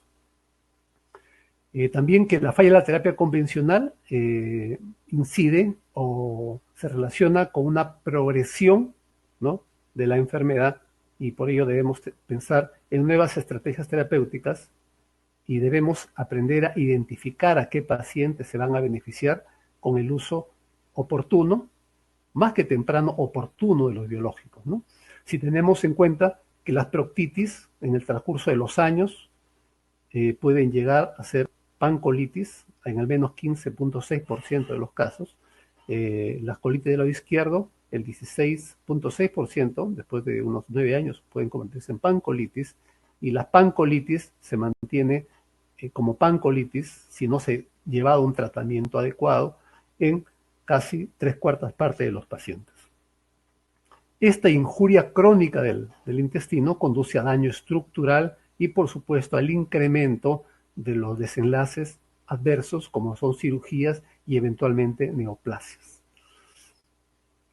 Y esta ventana de oportunidades también es evidente en la enfermedad de Crohn, en el cual cada exacerbación o cada activación de la enfermedad puede conducir a daño estructural, complicaciones como fístulas, abscesos, llegar a cirugía y todas las consecuencias relacionadas con el acto quirúrgico de un diagnóstico o de un tratamiento inadecuado, ¿no? Este es un caso que nosotros tuvimos la oportunidad de tratar, un jovencito que llegó a nosotros ya en una fase muy tardía de la enfermedad, desde los 10 o 11 años presentaba diarreas crónicas, baja de peso, retardo del crecimiento, y cuando llegó a nuestro servicio ya presentaba una estenosis que tuvo necesidad quirúrgica y actualmente mantiene controlada la enfermedad con terapia biológica. Sabemos de que existe la posibilidad de que una terapia temprana podría incidir en una mayor posibilidad de mucosa sana y por lo tanto evitar las complicaciones a largo plazo. Esto es mucho más evidente en enfermedad de Crohn, también es válido para colitis ulcerativa. Sin embargo, cuando hacemos a rajatabla y sin consideraciones particulares este esquema top-down, podemos arriesgarnos a un sobretratamiento y, por supuesto, los sobrecostos que lleva un sobretratamiento. Por eso, más allá de las pirámides convencionales o las pirámides invertidas, tenemos que pensar en estrategias más concretas y actualmente comanda nuestro pensamiento el concepto treat to target, en el cual se valora la enfermedad en un paciente en particular, se establece el riesgo alto o bajo de progresión, se establecen objetivos de remisión de enfermedad a largo plazo y de acuerdo a ello se reevalúa al paciente. Si se lograron los objetivos de remisión, se mantiene con el tratamiento para evitar las complicaciones. Si no se lograron los objetivos, se hace nuevamente un análisis para evaluar la conducta terapéutica más adecuada. Y bueno, este es Volt, ¿no? Un corredor de potencia que nos sirve para ejemplificar, ¿no?, los tratamientos muy potentes, pero de corta duración, como son los corticoides, ¿no? Y aquí tenemos a una corredora nuestra que nos sirve para ejemplificar la maratón, o sea, el éxito de la terapéutica a largo plazo, independientemente, por supuesto, que los perfiles, el biotipo es totalmente diferente entre vamos a decir, el fármaco potente como el corticoide, que requerimos mucha potencia, pero no nos sirve para distancias largas, y el perfil del fármaco que nos es útil a largo plazo. En base a ello debemos nosotros pensar, si lo vemos como una carrera de largo aliento, el tratamiento de la enfermedad inflamatoria, el objetivo final es lograr un control sostenido de la enfermedad a largo plazo.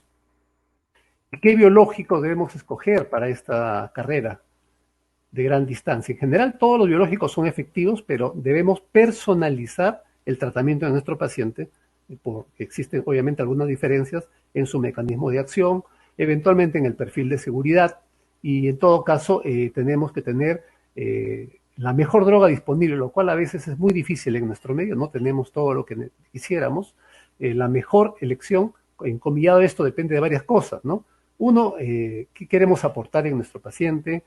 El inicio de acción del medicamento y, por supuesto, contraindicaciones, por ejemplo, neoplasias. Y dónde vive el paciente, ¿no? Tenemos pacientes, por ejemplo, que cada vez que vienen a la consulta tienen que desplazarse en bus durante 8 horas, 12 horas. Imaginen lo que representaría para ellos venir cada determinada cantidad de semanas para recibir una terapia endovenosa. Probablemente en estos pacientes nuestra primera elección es un biológico que se puede dar por vía subcutánea, que finalmente el paciente aprende a utilizarlo después de un tiempo de práctica. Entonces son muchos factores que pueden ser importantes para la toma de decisiones. Dentro de ello, en general, podemos nosotros pensar en 3 cosas, ¿no? En eficacia y en efectividad, en la experiencia y seguridad de uso que nos da no solamente nuestra experiencia, que puede ser muy cortita, sino lo que menciona la literatura, lo que menciona las guías, lo que menciona todas las referencias, todos los papers que podamos leer al respecto, y lo que es fundamental en nuestros países, los costos.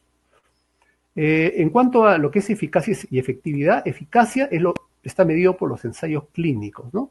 Los estudios rigurosos y básicos para exponer un fármaco a la comercialización y al uso clínico en nuestros pacientes.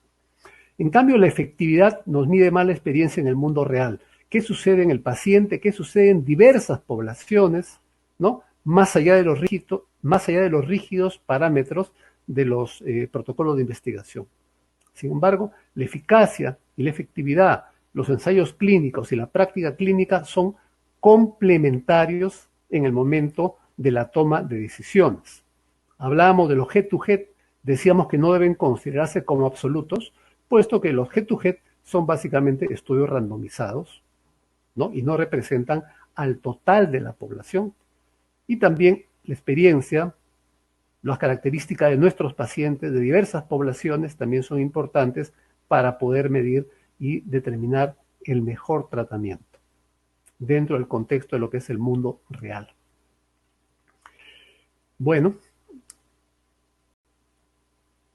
cuando hablábamos de eficacia y efectividad, eficacia decíamos que es como la corredora que está en la banda del gimnasio, y efectividad nos mide un poco lo que sucede con esta corredora, con este atleta en las condiciones de calor,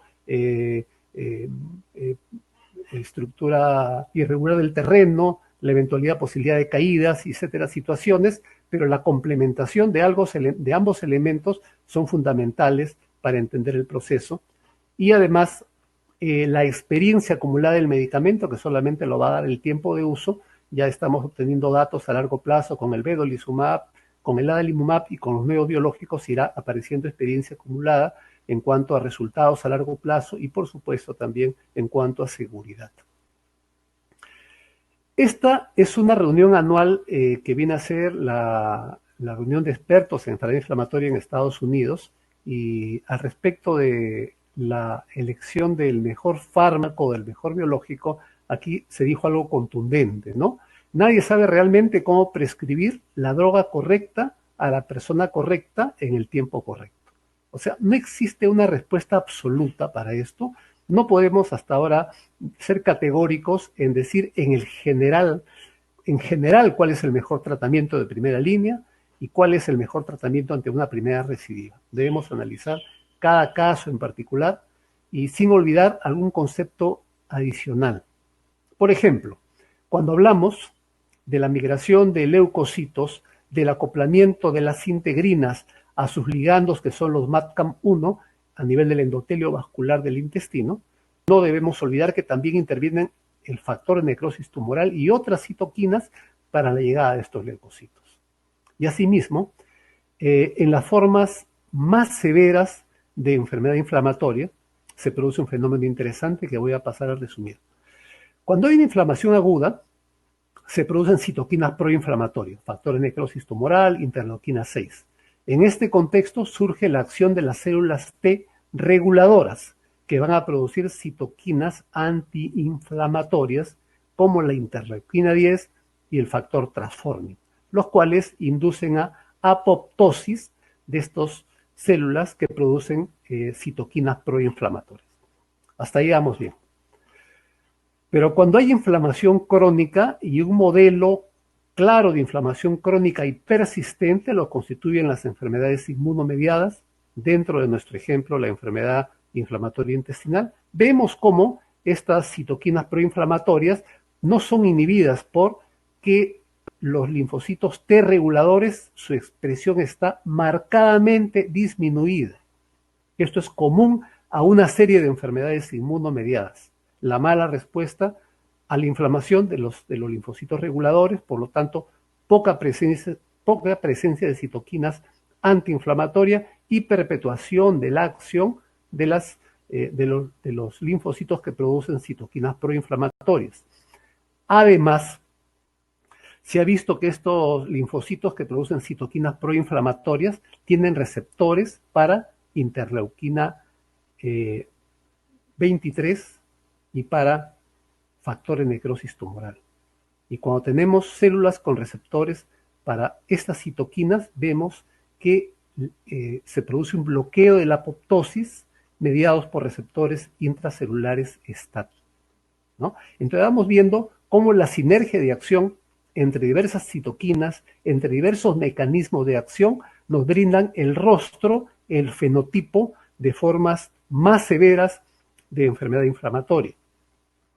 Es por ello que no resulta descabellado este concepto mostrado en la semana digestiva de este año, en el que efectivamente en formas muy severas de enfermedad inflamatoria y que forma más severa que una enfermedad de Crohn, además refractaria a múltiples tratamientos biológicos previos, ahora se considere la combinación de biológicos con diferente mecanismo de acción para encontrar respuesta, remisión endoscópica y respuesta y remisión clínica.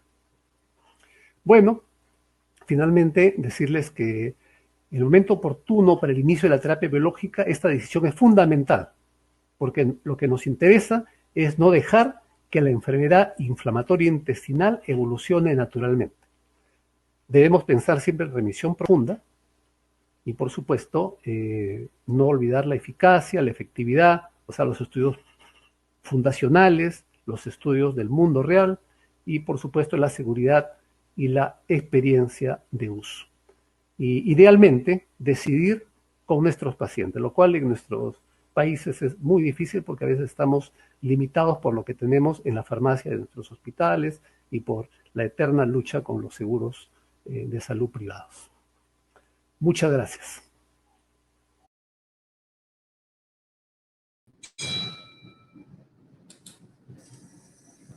Muchas gracias, Guillermo. Nuevamente, espectacular la charla. Nos actualizó bastante la charla con respecto al manejo de biológicos. A continuación, vamos a realizar la sesión de preguntas y respuestas a los profesores Guillermo Beitia y Guillermo Otoya, de Venezuela y Perú, respectivamente. A ver, aquí tengo una pregunta del doctor David Espinosa. Ponen acá, ¿qué piensa usted en relación a la falta de respuesta al tratamiento con biológicos y su relación con la hipoalbuminemia? ¿Aló? ¿Se oye, David? Sí, Guillermo, ¿cómo está? Buen día, se escucha muy bien. Muy buenos días, saludos a todos. Bueno, el paciente con hipoalbuminemia, por supuesto que probablemente hay un antecedente de una desnutrición, de una enfermedad severa, es un mal pronóstico y esto, por supuesto, va a influir en esa respuesta terapéutica. Algo importantísimo que debemos analizar siempre que toquemos el tema de la falla a la respuesta de un biológico es las diferentes causas que pudieran estar involucradas, porque no siempre hay falla a la respuesta, sino que hay otros factores como, por ejemplo, la pérdida de la adherencia al tratamiento. O pensamos en falla de respuesta y el paciente puede tener una infección que puede estar entorpeciendo la clínica, la situación de ese paciente.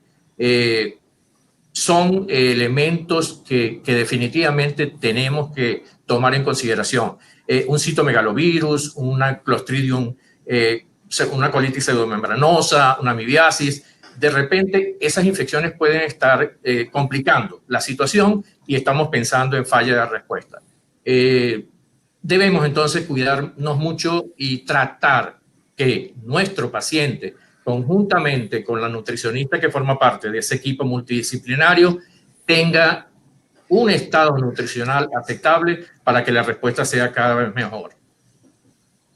Perfecto, Guillermo. Muchísimas gracias por la respuesta. Yo tengo una pregunta.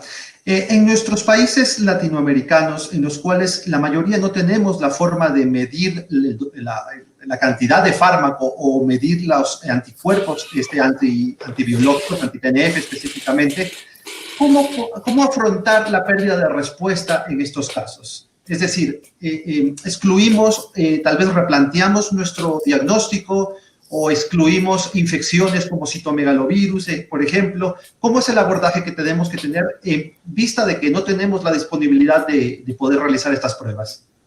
Sí, esa pregunta, David, es absolutamente importante porque tenemos esa limitante en nuestros países. No muchos, o muy pocos, mejor dicho, tienen la posibilidad de hacer niveles de droga y niveles de anticuerpos. Y es aquí donde, en esa diapositiva que yo presentaba en el manejo de la enfermedad de Crohn, debemos estar seguros que existe la falla a la respuesta. Y tenemos que actuar como que un tanto empíricamente, pero con criterios del manejo práctico que nos llevan las circunstancias de nuestra Latinoamérica a presentar como alternativas cuando estamos frente a un paciente con una enfermedad tan compleja como la enfermedad de Crohn. Y es ahí donde tenemos que discutir nuevamente el punto de la adherencia al tratamiento. ¿Realmente el paciente está cumpliendo con esa adherencia? En el primer congreso de PANCO nosotros presentamos un trabajo de adherencia casualmente y creíamos que el resultado que íbamos a obtener, lo hicimos acá en Venezuela, era una cifra no tan preocupante porque habíamos desarrollado un programa de educación para los pacientes y el empoderamiento, que no es otra cosa que darle las herramientas para que ellos conozcan su enfermedad, y obtuvimos una respuesta un tanto preocupante, y era que solo un 46% de los pacientes tenían buena adherencia. Entonces, no debemos dejar o no debemos olvidar este problema importantísimo. Aquí la enfermera, como miembro del equipo multidisciplinario, nos va a ayudar. ¿Qué hacer? El paciente, y siempre debemos formularnos esta pregunta: si el paciente no mejora, ¿qué pudiera estar pasando? Y aquí caemos nuevamente en la explicación que hace unos segundos te comentaba. Descartar las infecciones, como tú lo has repetido. Importante el problema de la sobreposición. Algunas veces nosotros tenemos un paciente con una mejoría endoscópica, pero continúa presentando síntomas y resulta que esos síntomas reúnen los criterios de Roma y pudiera ser una sobreposición con un intestino irritable. Entonces, hay que descartar, repito nuevamente, todas estas posibilidades, y si ya están descartadas y estamos clínicamente o de una manera práctica convencidos o casi convencidos que estamos frente a una falta de respuesta, es ahí donde tenemos que optimizar. Y optimizar es acortar el tiempo, aumentar la dosis o combinar si es que no estamos combinando.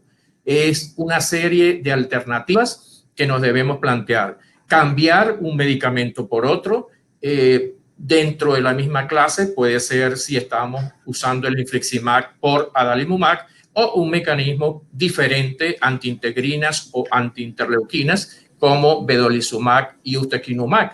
Desde un punto de vista práctico, una sugerencia puede ser que en colitis ulcerosa decidamos, si hay una falla de respuesta, el uso de vedolizumab, y en enfermedad de Crohn el ustekinumab, pero es un punto muy de grupo, muy particular, que cada equipo va a decidir cuál es la mejor terapia que podemos usar en caso de esa falla a la respuesta. Guillermo, muchísimas gracias. Ya se nos unió el doctor Guillermo Toya de Perú. ¿Cómo estás, Guillermo? Buenos días. ¿Cómo estás? ¿Qué tal? Un gusto de saludarlos. Muchas gracias por acompañarnos. Guillermo, yo tengo una pregunta, Guillermo Toya. Aquí hay una pregunta con respecto a dieta y prebióticos en enfermedad inflamatoria. ¿Algún beneficio como coadyuvancia tal vez? Bueno, en realidad el punto es de que sabemos que existen las dietas proinflamatorias, ¿no? Entonces ya sobre el tema de las dietas proinflamatorias creo que se está teniendo cada vez más conocimiento, ¿no? Sabemos que las dietas muy grasosas, las dietas con abundancia de carnes rojas y alimentos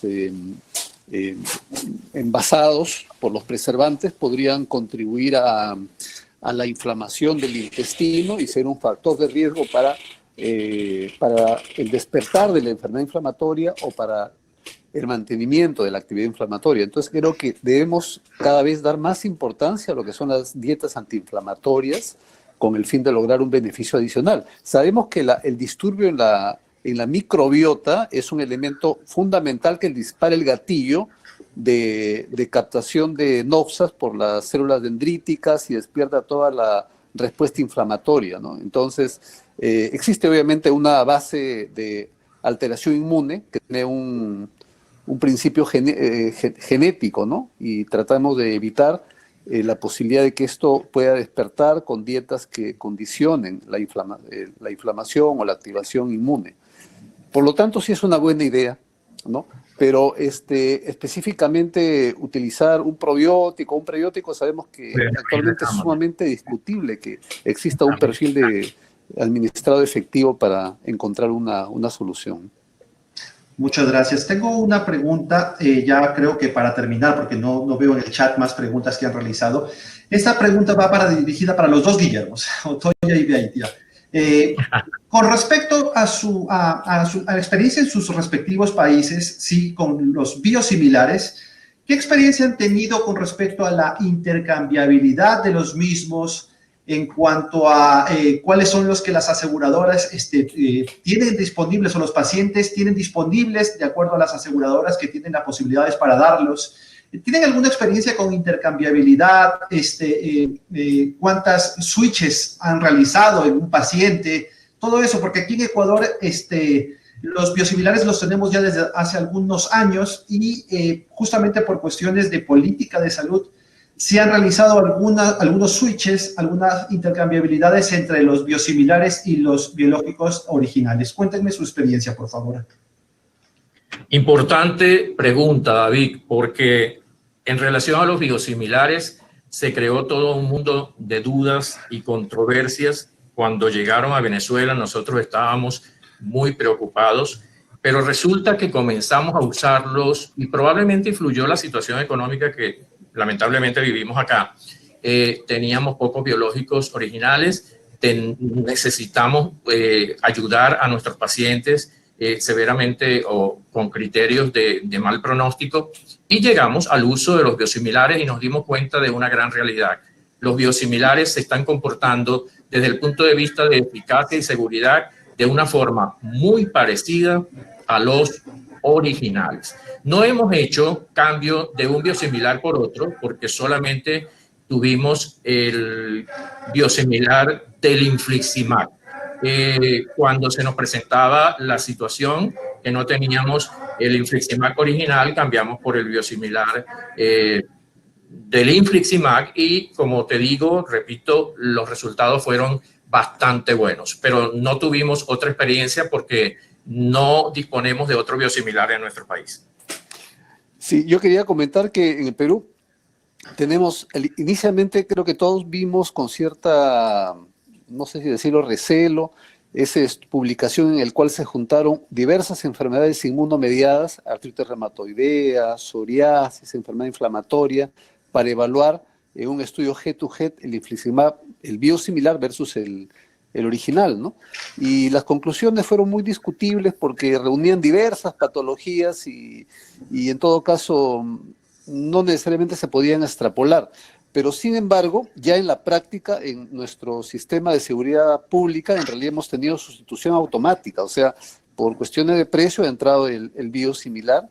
Y sí, yo creo que en realidad ya viendo el comportamiento del biosimilar en el mundo real, honestamente se comportan exactamente igual que el original, ¿no? Eso es una situación que hemos podido también apreciar y también con la fortaleza que nos dan las recomendaciones de los grupos más enterados en el manejo de la enfermedad inflamatoria.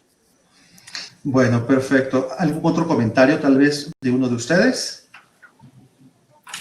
Importante considero, David, Guillermo, que debemos sembrar el concepto en toda Latinoamérica de lo relevante de crear equipos multidisciplinarios. El manejo de la enfermedad inflamatoria intestinal no es fácil y tenemos que estar juntos, toda esa serie de especialistas que pueden aportar muchísima información por sus conocimientos y que el trabajo sea no de un médico, no del gastroenterólogo, sino de ese equipo multidisciplinario, y estoy seguro que eso nos va a dar muy buenos resultados. Yo particularmente estoy muy contento porque en Ecuador ya se están creando varios equipos multidisciplinarios. Eso a la larga ya se van a dar cuenta que nos va a ayudar considerablemente para algo que nos estamos proponiendo, el manejo de esta enfermedad tan compleja, tan heterogénea, y la búsqueda de esa calidad de vida que nuestros pacientes con enfermedad inflamatoria intestinal merecen. Yo creo que es un trabajo conjunto y bien necesario. PANCO está interesado en que lo alcancemos como gran equipo, como gran familia de la enfermedad inflamatoria intestinal, la creación de equipos multidisciplinarios en todos nuestros países latinoamericanos. Así es, Guillermo, muchas gracias por el comentario. Efectivamente, extendemos la invitación a todos los miembros de la Sociedad Ecuatoriana de Gastroenterología y los no miembros también, por supuesto, a que se unan e integremos juntos el grupo multidisciplinario de enfermedad inflamatoria intestinal acá en Ecuador. Guillermo, Otoya, Beitia, muchísimas gracias. Verdaderamente nos hubiese encantado tenerlos acá en la ciudad, acá en Ecuador, compartir muchas más experiencias y muchas gracias nuevamente a nombre de la Sociedad Ecuatoriana de Gastroenterología.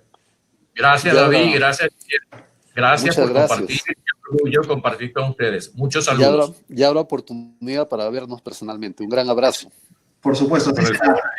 A continuación tenemos un receso de unos 20 minutos y posteriormente nos conectamos nuevamente con la segunda parte del módulo de enfermedad inflamatoria intestinal. Muchas gracias a todos. Buenos días, doctores. Por favor, recuerden, luego del receso, ingresar con el mismo link o dar actualizar a su pantalla. Nos vemos en 20 minutos. Gracias. Hasta luego. Gracias a ustedes. ¿Qué fue lo que dijo? No hay cómo quitar esto. Cancelar.